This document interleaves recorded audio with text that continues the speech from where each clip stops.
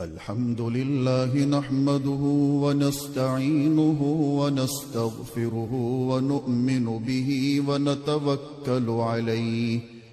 ونعوذ بالله من شرور أنفسنا ومن سيئات أعمالنا من يهده الله فلا مضل له ومن يضلله فلا هادي له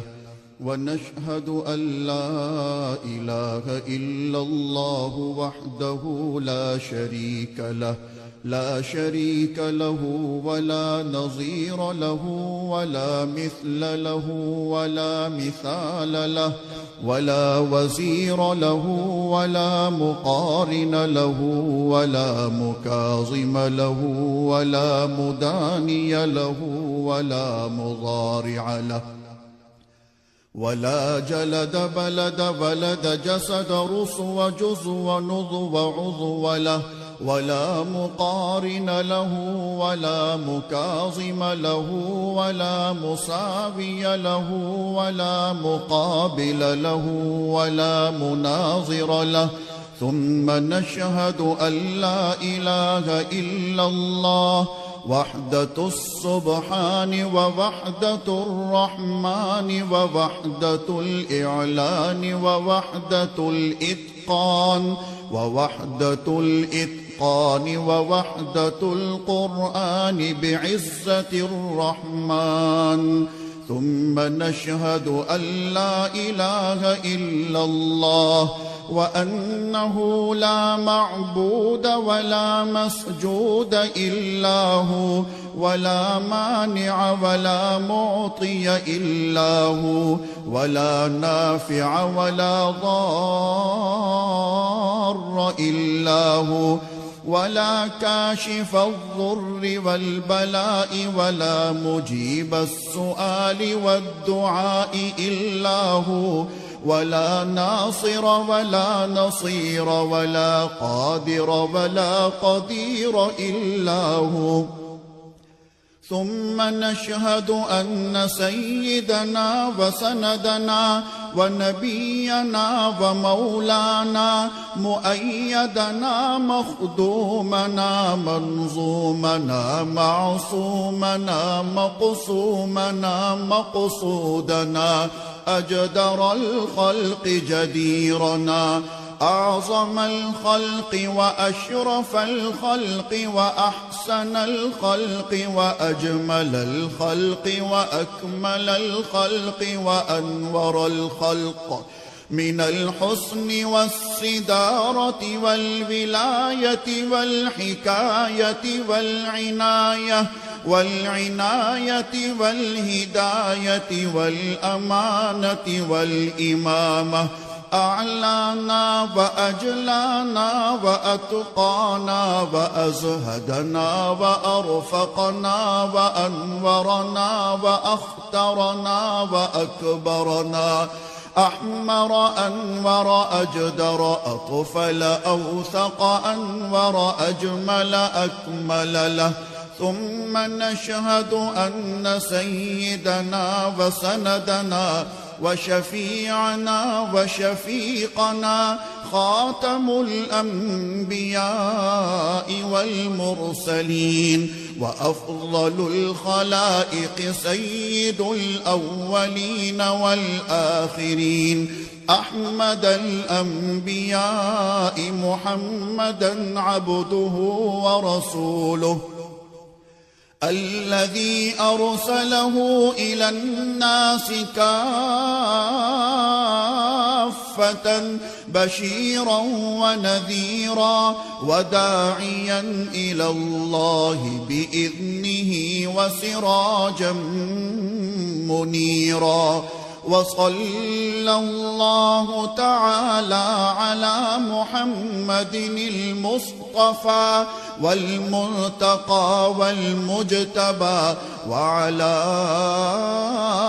آله وأصحابه وأزواجه وأتباعه أجمعين إلى يوم الدين. أما بعد فأعوذ بالله من الشيطان الرجيم. بسم الله الرحمن الرحيم. وما أرسلناك إلا رحمة للعالمين.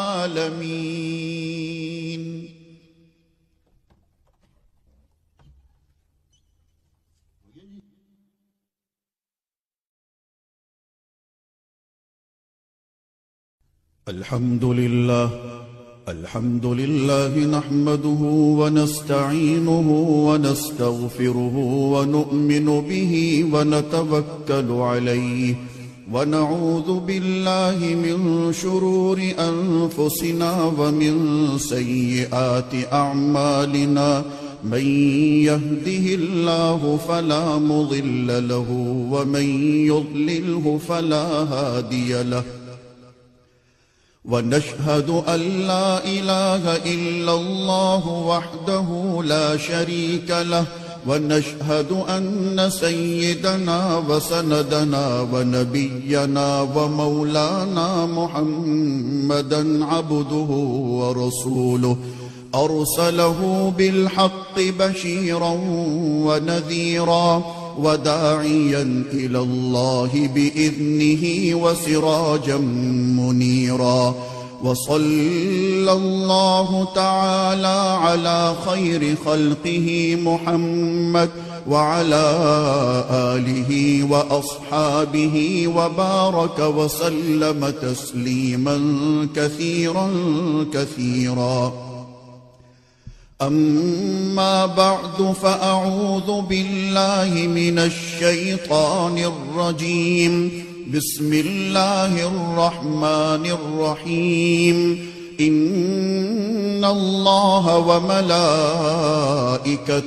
يصلون على النبي يا أيها الذين آمنوا صلوا عليه وسلموا تسليما. اللهم صل على سيدنا محمد وعلى آل سيدنا محمد بعدد من صلى وصام، وصل كذلك على جميع الأنبياء والمرسلين وعلى الملائكة المقربين وعلى عباد الله الصالحين، خصوصا على سيد المتقين والأبرار صاحب النبي في الغار والمزار، أفضل الصحابة بالتحقيق، خليفة النبي بلا فصل، إمامنا أبي بكر الصديق رضي الله تعالى عنه، وعلى الناطق بالصواب والعادل بالكتاب إمامنا بالحق عمر بن الخطاب رضي الله تعالى عنه، وعلى صاحب الحياء وناشر القرآن الشهيد المظلوم حين تلاوة الفرقان عثمان بن عفان رضي الله تعالى عنه،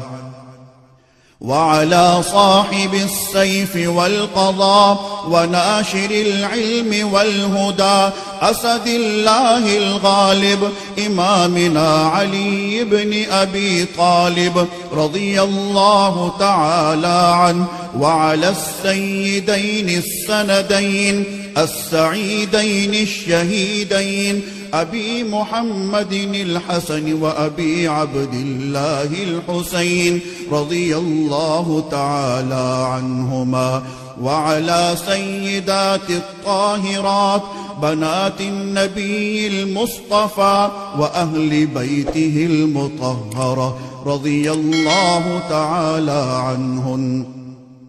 وعلى عميه النبي المجتبى سيدنا العباس وسيدنا حمزة رضي الله تعالى عنهما، وعلى كل الصحابة رضوان الله تعالى عنهم أجمعين. الله الله في أصحابي لا تتخذوهم من بعدي غرضا، فمن أحبهم فبحبي أحبهم، ومن أبغضهم فببغضي أبغضهم، وخير أمتي قرني ثم الذين يلونهم ثم الذين يلونهم. تعادلوا عباد الله رحمكم الله، إن الله يأمر بالعدل والإحسان وإيتاء